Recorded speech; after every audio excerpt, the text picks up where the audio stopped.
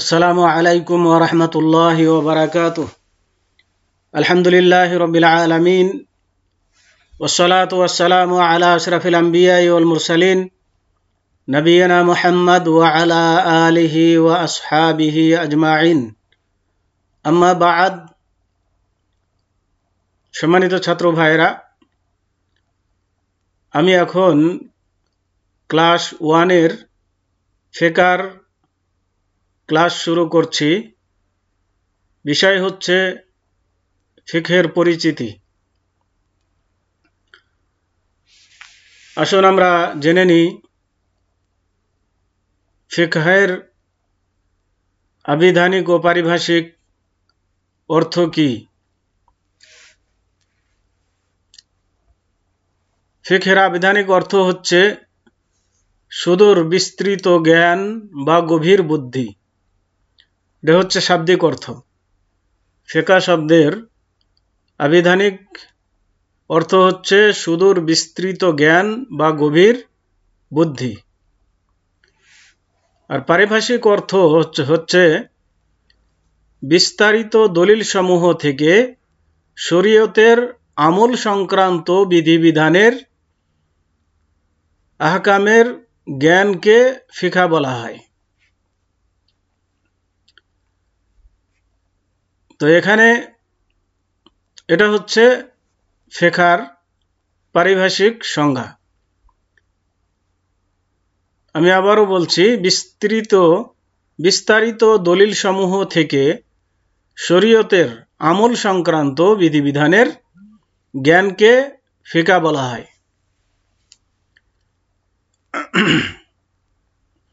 এখানে একটা জিনিস মনে রাখতে হবে যে শরীয়তের বিধিবিধানগুলো একটা হচ্ছে আমল সংক্রান্ত আর একটা হচ্ছে আকীদা বা বিশ্বাস সংক্রান্ত। তো আকীদা বিশ্বাস সংক্রান্ত এগুলোন আহকাম যেগুলোন, তো সেগুলোনের ক্ষেত্রে দলিল দরকার। দলিল প্রমাণ ছাড়া এগুলোনে কোনো গবেষণা বা ইজতিহাদ চলবে না। তো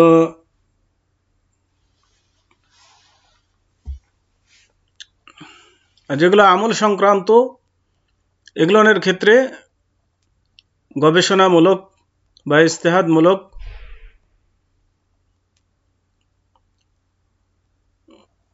বিধিবিধান প্রযোজ্য। মুসলমানের সম্পর্ক স্বীয় প্রতিপালকের সাথে ও তার সম্পর্ক স্বীয় সমাজের সাথে উভয়ই ফিকহের অন্তর্গত। তার মানে মুসলমানদের স্বীয় প্রতিপালকের সাথে ইবাদতের হুকুম আহকাম ও তার সম্পর্ক স্বীয় সমাজের সাথে অর্থাৎ মানুষের সাথে আচার আচরণ লেনদেনের ক্ষেত্রে এগুলো উভয়টি ফিকহের অন্তর্গত। তার মানে উভয় ব্যাপারেই ফিকহ আলোচনা করে থাকে। উক্ত আলোচনা দ্বারা স্পষ্ট হয় যে ফিকহের মধ্যে আধ্যাত্মিক অবস্থাও রয়েছে এবং দেওয়ানি ব্যবস্থাও রয়েছে। তার মানে শরীয়তের বিধিবিধানও আছে, আবার সামাজিক চালচলনের বিধানও রয়েছে। কেননা ইসলামী শরীয়তের আবির্ভাব দ্বীন ও দুনিয়াবি বিষয়ের ব্যবস্থাপক হিসাবে হয়েছে। তার মানে ইসলাম যেমন দ্বীন সম্পর্কে কথা বলে, অনুরূপ দুনিয়ার মানুষের চলাফেরা চাল চলন এগুলোনের সম্পর্কেও কথা বলে। তো দুইটির সঙ্গেই তার সম্পর্ক রয়েছে। তবে ফিকহ ও শরীয়তের মধ্যে পার্থক্য করা অপরিহার্য। কারণ শরীয়ত হচ্ছে প্রত্যাদেশ অর্থাৎ ওহী অর্থাৎ কোরআন ও হাদিসের পবিত্র ও সুরক্ষিত নসুস বা দলিল সমূহ। পক্ষান্তরে ফিকাহ হচ্ছে প্রত্যাদেশের অর্থাৎ কোরআন ও হাদিসের দলিল সমূহের সমন্বয় সাধনে ও শরীয়তের অনুধাবনে ধর্মশাস্ত্রজ্ঞদের ক্রিয়াকলাপ। তো ফলে এতে এক পারদর্শীর বুঝ অন্য পারদর্শীর থেকে ভিন্ন হয়ে থাকে এবং ফিকহ বিশারদদের মধ্যে মতভেদের উৎপত্তি হয়ে থাকে, বিশেষ করে দ্বীনের গৌণিক সমস্যায় বা ফুরুই মাসলা মাসাইলে। তো যেগুলো সরাসরি কোরআন হাদিস দ্বারা প্রমাণিত সেগুলোর মধ্যে তো কোনো মতানৈক্য নাই, কিন্তু যেগুলো যে সমস্ত বিষয়ে মানে ইসলামী ধর্মশাস্ত্র সম্পর্কে যারা বিজ্ঞ তাদের জ্ঞান গবেষণা করে যে সমস্ত মাসলা মাসাইল বের করা হয় এর মধ্যে মতানৈক্য হয়ে থাকে, কারণ তাদের এখানে গবেষণার ক্ষেত্রে তারতম্য হয়ে থাকে, যার কারণে এগুলোর মধ্যে মতপার্থক্য হওয়া স্বাভাবিক। তো আসুন আমরা এখান থেকে ফিকহ সংক্রান্ত কিছু আলোচনা শুনলাম, জানলাম। এবার তাশরী বা বিধান প্রবর্তনের উৎসসমূহ সম্পর্কে জেনে নিই। মানে শরীয়তের বিধান কোত্থেকে আমরা গ্রহণ করব, কোত্থেকে নিব। এর মধ্যে 1 নম্বর হচ্ছে কোরআন মাজিদ থেকে শরীয়তের বিধান গ্রহণ করব। 2 নম্বর হচ্ছে নবী সাল্লাল্লাহু আলাইহি ওয়াসাল্লামের হাদিস থেকে। 3 নম্বর হচ্ছে ইজমা অর্থাৎ মুসলিম গবেষকদের ঐক্যমত থেকে। 4 নম্বর হচ্ছে কিয়াস শরীয়ত সম্মত গবেষণা বা যাকে ইজতিহাদও বলা হয়ে থাকে। তো এগুলো হচ্ছে শরীয়তের বিধান প্রবর্তনের উৎস, এগুলো থেকে শরীয়তের বিধান গ্রহণ করতে হবে। এবার আসুন ইজতিহাদের সূত্রপাত। ইজতিহাদ বলা হয় ধর্মীয় বিধান প্রণয়নে গবেষণামূলক প্রয়াসকে বলা হয় ইজতিহাদ। তো এই ইজতিহাদের সূত্রপাত কখন থেকে হয়েছে? তো কখনো কখনো এমন কতক ঘটনা সংঘটিত হয় যার ব্যাপারে কোরআন ও হাদিস এবং ইজমার মধ্যে কোনো স্পষ্ট সমাধান পাওয়া যায় না। সেক্ষেত্রে সিদ্ধান্তে আসার জন্য ইজতিহাদ আবশ্যক হয়ে পড়ে। এ ধরনের ঘটনা রাসূল সাল্লাল্লাহু আলাইহি ওয়াসাল্লামের জীবদ্দশায়ও সংঘটিত হয়েছে। যেমন তার মানে এমন কিছু ঘটনা ঘটে বসে যার কোনো সরাসরি কোরআন বা হাদিস থেকে সমাধান আসেনি।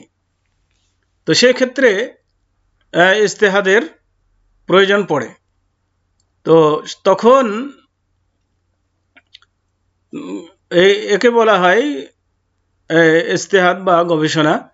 তো এই গবেষণামূলক ব্যবস্থা এটা রাসূলুল্লাহ সাল্লাল্লাহু আলাইহি ওয়াসাল্লামের জীবদ্দশা হয়েছে, যার থেকে আমরা বুঝতে পারি যে ইজতিহাদ বা গবেষণার দুয়ার উন্মুক্ত রয়েছে। মানে সব সময় এটা চলবে, কারণ নতুন নতুন সমস্যা দেখা দিবে। এই সমস্যার সমাধান করতে গিয়ে ইজতিহাদের প্রয়োজন রয়েছে। তো তার মধ্যে একটি ঘটনা যা রাসূলুল্লাহ সাল্লাল্লাহু আলাইহি ওয়াসাল্লামের যুগে সাহাবায়ে কেরাম যে ইজতিহাদ করেছিলেন তার একটি দৃষ্টান্ত হচ্ছে, নমুনা হচ্ছে এই যে রাসূলুল্লাহ সাল্লাল্লাহু আলাইহি ওয়াসাল্লাম যখন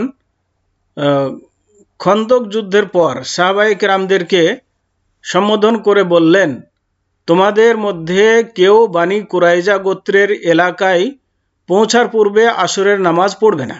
এটা ছিল নির্দেশ আল্লাহ রাসূল সাল্লাল্লাহু আলাইহি সাল্লামের।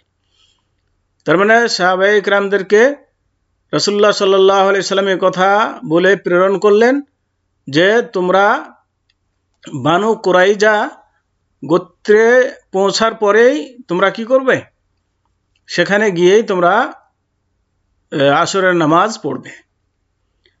কিন্তু দেখা গেল যে পথিমধ্যে আসরের সময় হয়ে গেলে সাহাবায়ে কেরাম পরস্পর মতভেদ করে বসেন।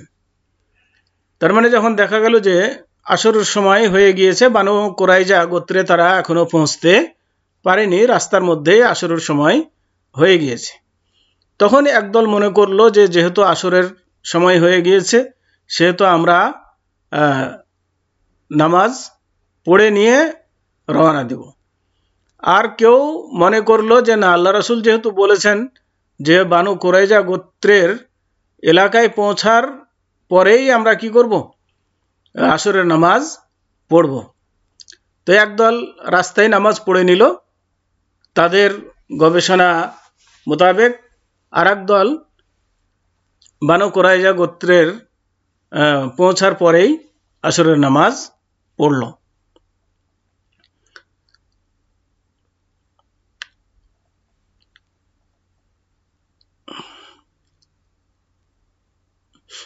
তো কেউ কেউ সময়ের সংকীর্ণতার ভয়ে নামাজ পড়ার জন্য থেমে যাওয়ার ইচ্ছা পোষণ করেন, কেননা তারা হাদিস থেকে দ্রুততা ও দেরি না করা অনুধাবন করেন। তার মানে আল্লাহ রাসূল সাল্লাল্লাহু আলাইহি সাল্লাম জি বললেন যে বানু কুরাইজা গোত্রের এলাকায় না পৌঁছা পর্যন্ত তোমরা আসরের নামাজ পড়বে না। তো এই নির্দেশ থেকে একদল সাহাবায়ে কেরাম বুঝলেন মানে যে এটা বলার উদ্দেশ্য ছিল আল্লাহ রাসূল সাল্লাল্লাহু আলাইহি সাল্লামের যে আমরা যেন দ্রুত যাই এবং আসরের আগেই যেন সেখানে পৌঁছে যাই, সেখানে গিয়ে যেন আসরের নামাজ পড়ি, এটা ছিল আল্লাহ রাসূল সাল্লাল্লাহু আলাইহি সাল্লামের উদ্দেশ্য। তো যেহেতু আমরা আগে বের হতে পারিনি, পৌঁছতে পারিনি, সেহেতু আমরা রাস্তায় নামাজ পড়ে নিলে এটা আল্লাহ রাসূলের নির্দেশের খেলাফ হবে না। আর একদল সাহাবায়ে কেরাম বুঝলেন যে আল্লাহ রাসূল মানে হাদিসের যেটা স্পষ্ট বাণী সেটা হচ্ছে বানু কুরাইজার এলাকায় গিয়ে আসরের নামাজ আদায় করবে। তো যেহেতু আমরা বানু কুরাইজা গোত্রের এলাকায় এখনও পৌঁছতে পারিনি, অতএব আসরের নামাজ আমরা এখন পড়ব না, সেখানে পৌঁছার পরেই পড়ব, যার ফলে সেখানে গিয়ে তারা পড়ল। তো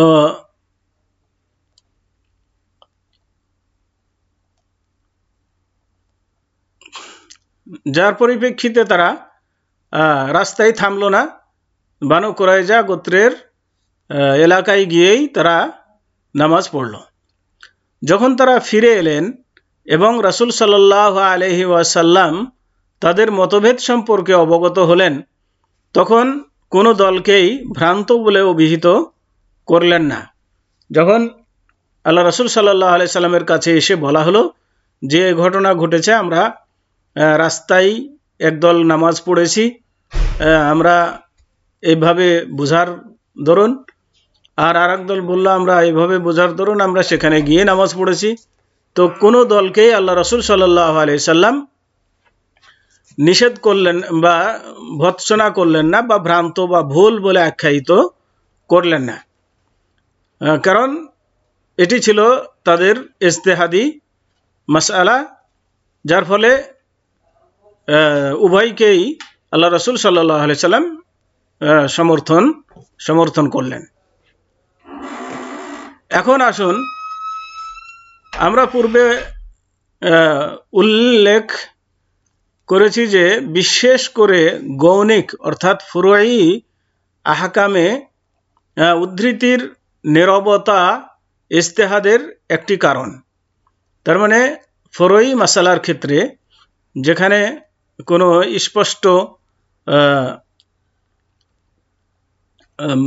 স্পষ্ট সমাধান নেই, আর সেক্ষেত্রে নীরবতা থাকাটাই হচ্ছে ইজতিহাদের একটি কারণ।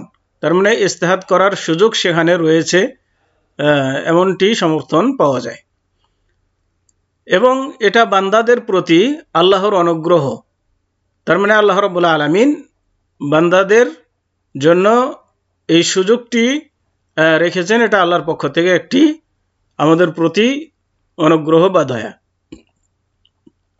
অনুরূপ উদ্ধৃতির অনুসন্ধানে মতভেদ ইজতিহাদে ভিন্ন ভিন্ন মত হওয়ার একটি কারণ।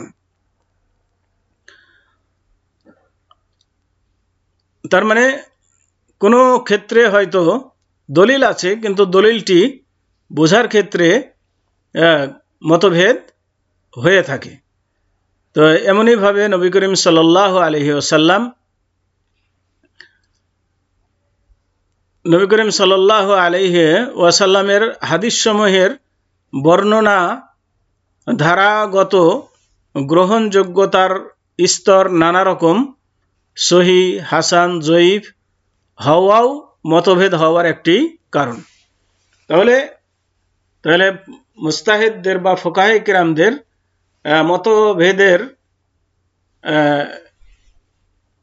আরেকটি কারণ হচ্ছে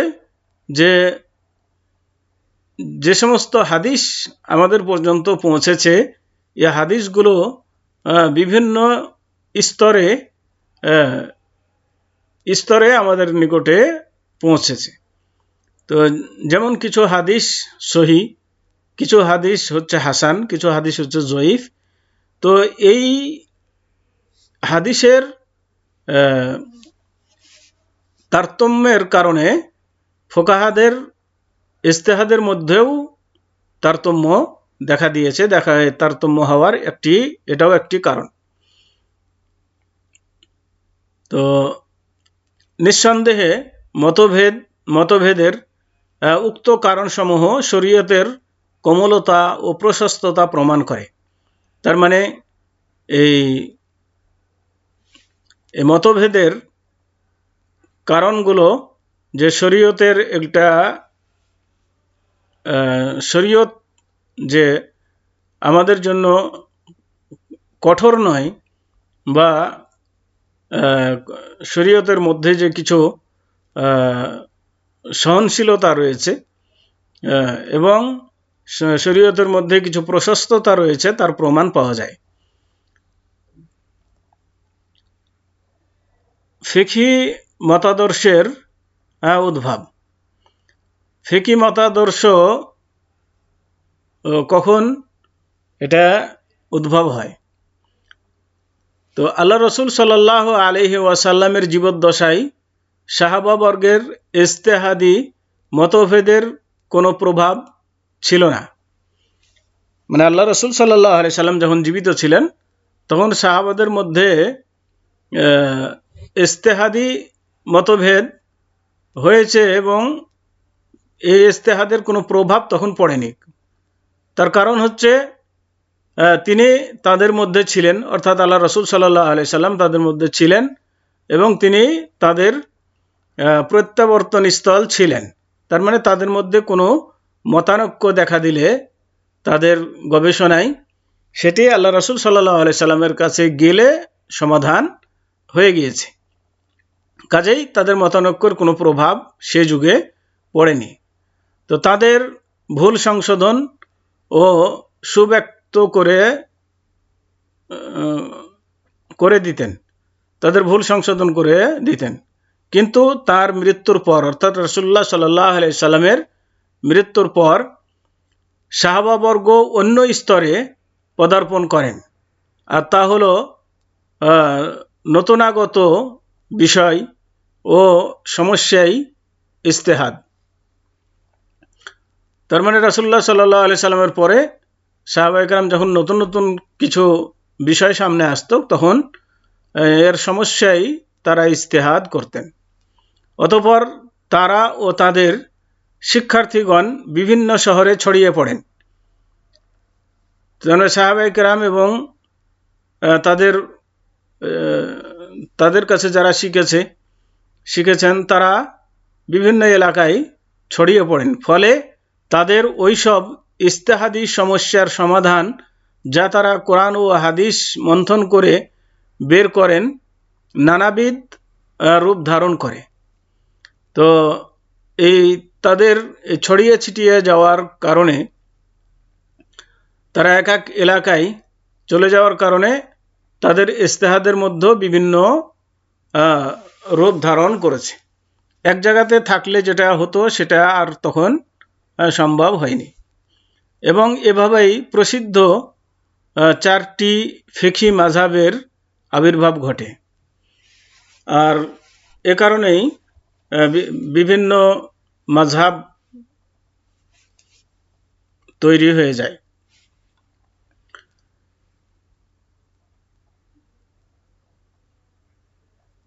এবার আসুন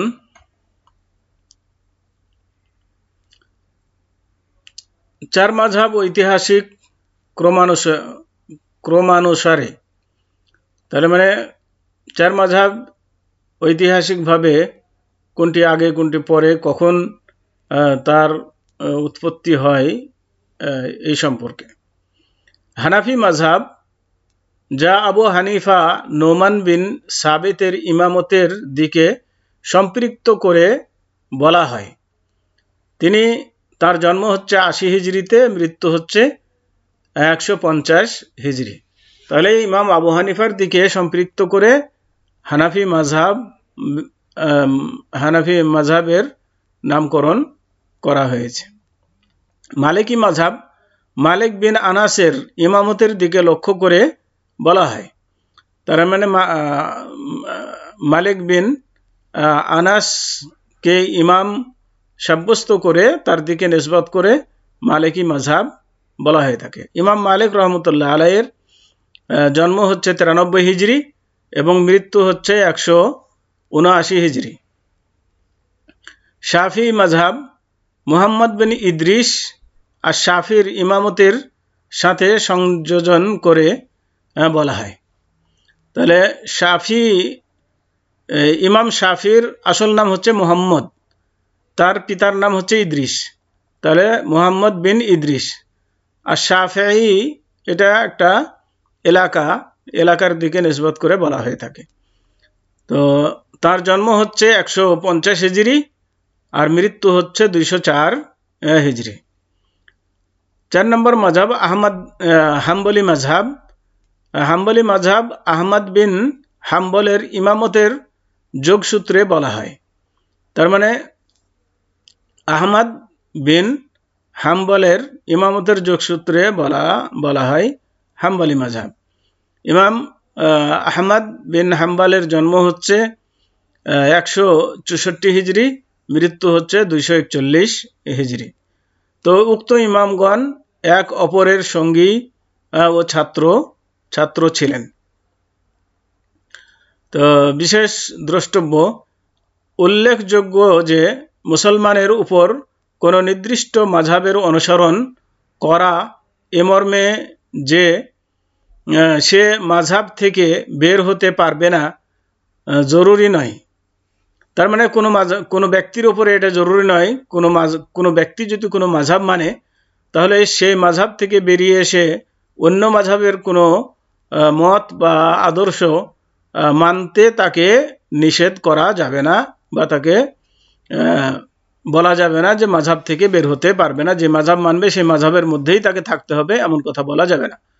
বরং তার উপরে ওয়াজিব যে মাযহাব থেকে দৃষ্টি ফিরিয়ে নিয়ে আলেমদের মধ্যে যার দ্বীন ও শিক্ষার প্রতি সে আস্থাবান হবে তাকে জিজ্ঞাসা করে সিদ্ধান্ত নিবে। এটাই হচ্ছে বিধান। অতএব কোনো ব্যক্তি যেন কোনো মাযহাবের গোলামি না করে, বরং ইমামগণ সবাই হচ্ছেন স্মরণীয় ব্যক্তি এবং সম্মানী ব্যক্তি তাদের সম্মান রক্ষা করে চলতে হবে এবং তাদেরকে মান্য করে চলতে হবে। তবে মাসালার ক্ষেত্রে যার মতটি কোরআন হাদিসের অতি নিকটে মনে হবে তার মতটি গ্রহণ করতে হবে। সেক্ষেত্রে আপনি কোনো সময় ইমাম আবু হানিফার মত গ্রহণ করতে পারেন, কোনো সময় ইমাম মালিকের মত গ্রহণ করতে পারেন, কোনো সময় ইমাম শাফিঈ মত গ্রহণ করতে পারেন, কোনো সময় ইমাম আহমদ বিন হাম্বলের মত গ্রহণ করতে পারেন। এটা কারো জন্য বাধ্য নয় যে একজন ইমামকেই মানতে হবে, একজন ইমামকে মানলে অপরজনকে মানা যাবে না, এমন ধারণা ভুল। তো আসুন আজকে এ পর্যন্তই। ওয়াসাল্লাল্লাহু আলা নবিয়িনা মুহাম্মদ ওয়া আলা আলিহি ওয়া আসহাবিহি ওয়া বারিক ওয়া সাল্লাম। আসসালামু আলাইকুম ওয়া রাহমাতুল্লাহি ওয়া বারাকাতুহু।